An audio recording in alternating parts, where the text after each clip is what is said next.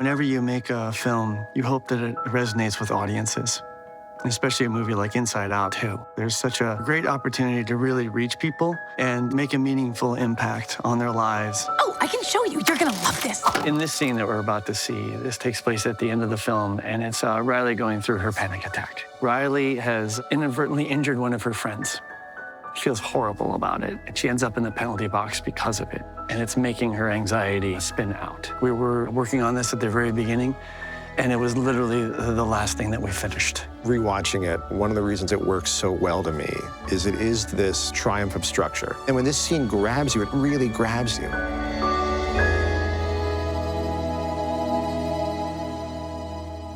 I'm not good enough.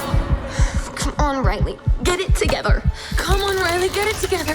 At the very beginning, when you knew you wanted anxiety to take over the mind, we kind of knew, well, that means we're gonna end in probably an anxiety attack, which seems simple to say. It's 3D chess because there's 3 different stories moving. So you have to know what all those stories are and that they're working in order to find how they'll all come together. I think we always knew that she would go out of control. She's hitting every single button on that console. Right. Is something that's like, I know what that feels like. And I feel like a lot of people resonated with that. I'm not good enough. You have to score, Riley, or this will all have been for nothing. Anxiety, you're putting too much pressure on her. When she has an anxiety attack, you wanted it to be life or death, real life and death stakes. I think what became sort of clear for me, stakes-wise, was life or death to an adult is not life or death to a teenager. A 3-day hockey camp could affect the rest of your life.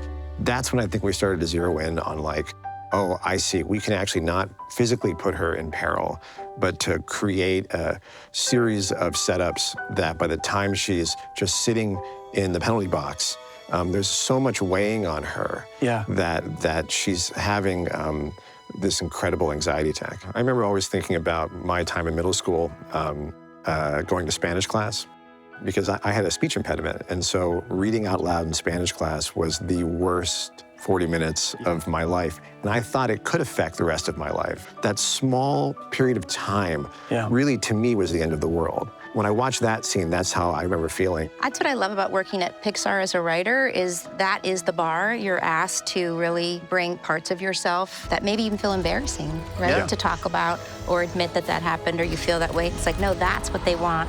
They want that level of authenticity. Sadness! Joy! Help!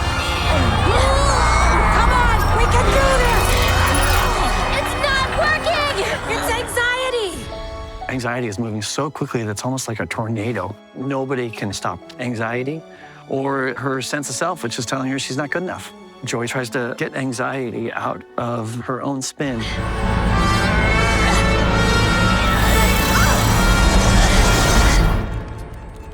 Anxiety, stop!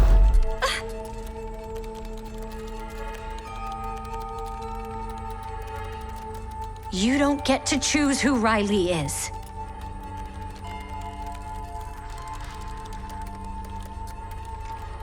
Anxiety?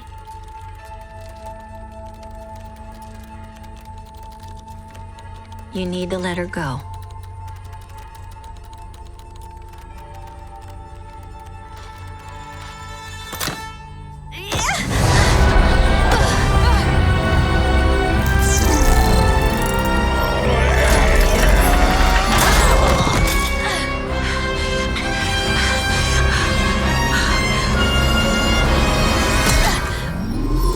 I'm a good person.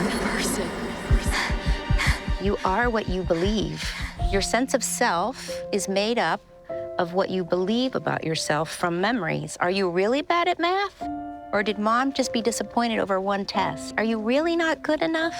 Or was that just a couple of memories coming together to form a belief? Joy, I'm sorry. I was just trying to protect her. But you're right.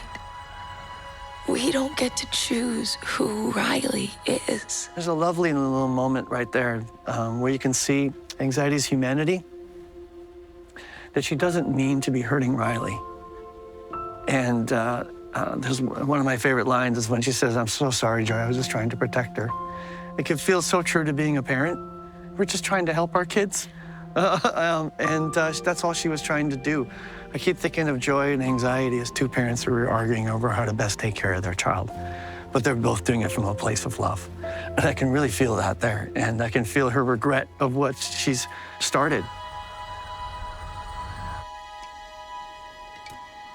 We keep the best and toss the rest. There's that beautiful flashback to Joy putting things in the back of the mind. Yeah, this is the culmination of everything we've been building towards. She tries to solve it in a way she thinks is correct from the way she started out at the beginning of the film. 28, Anderson, tripping.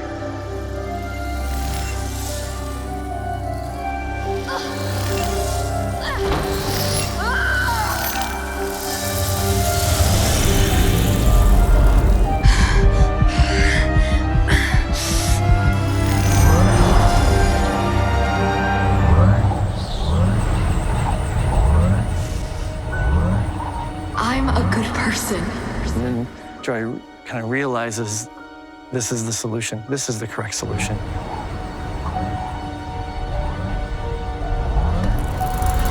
Joy, what are you doing?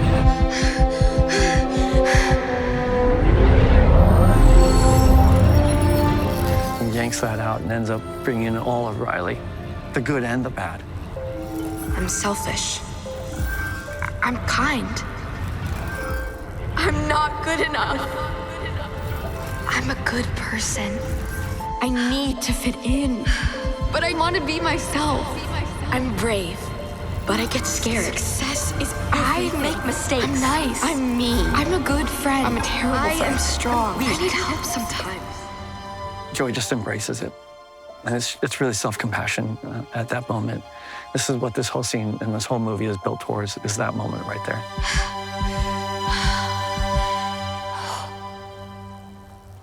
That's always where I cry. I know, When Joy me too. grabs that sense of self and they all Yeah. come in. It's doing self-compassion without saying anything. Pete Docter, it was always so great of like, ooh, I don't, it's a little too far, a little too sweet, a little too, you know, much for the moment. Is there another way to do it in which I can still feel it, but it doesn't feel like I'm being You preached can to a never little go bit, wrong you know? with a group hug. What's that? You can never go wrong with a group hug, you know.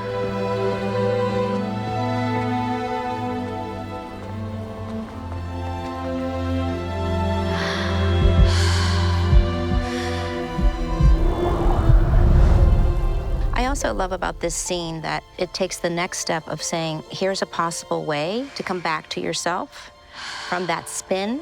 This is where you are. Yeah. This is who you are, and it's okay to have a panic attack and breathe. And I love all the animation of the fingers, her tactilely coming back. Let your compassion come forward. That will bring you back out of that spin. And I think that that's such an incredibly powerful part of the sequence.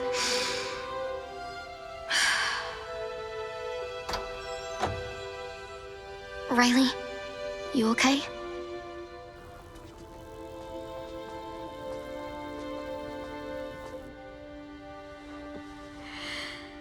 Yeah.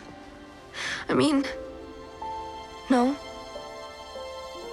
A friend of mine who was a writer on Sesame Street who had a great phrase that was, every pain needs a name. That allows you to talk about the things that hurt. Yeah. And I find when I talk to parents and kids about this film, being able to visualize your anxiety, your fear, your envy, allows you to feel in control of your emotions more. And I think that's, to me, the power of the film. I was such a jerk to you guys. When you guys told me you were going to a different school, I freaked out. And I'm so sorry. If you don't want to be friends anymore, I get it. But I really hope that you can forgive me. Someday. I can't tell you how many people come up to me and say, thank you for putting this on film. Like, that's what it feels like. And I've also had people tell me they gave kids a vocabulary to be able to talk about these things that they're feeling. Somebody sent me an email that in the middle of that scene, her daughter leaned over to her and said, I feel like that all the time. She didn't even know her daughter had anxiety. So I think that's so profound just to start that communication. Let's go, ladies. Come on, we've got a game to finish.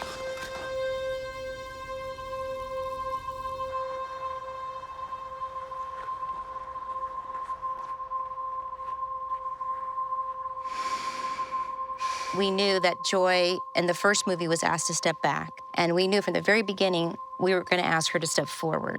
And that she really is about self-compassion.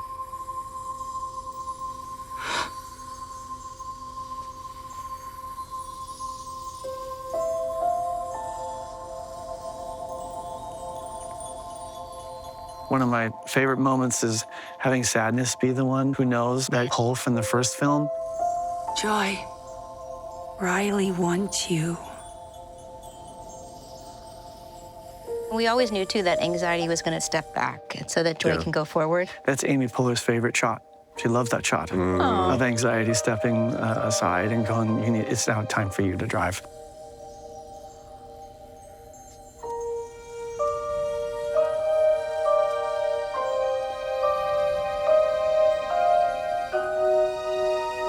I just feel so happy when I see her drive on the console. I think of how we were able to capture that. And from the very beginning, we're like, Joy is the hero of this movie. And when she does that, I'm like, we did it. That's what we talked about so long ago. And to be able to actually pull it off. You know, my son is 7, and he's watching this movie. And in 3 years, he's going to watch a whole different movie. He's going to watch the same film a second time. It's an entirely different movie when you're 16, when you're 20, when you're an adult, when you're a parent. And I think that's the power of Pixar films, but particularly Inside Out, which is, it really is a film you can watch multiple times and have it grow with you.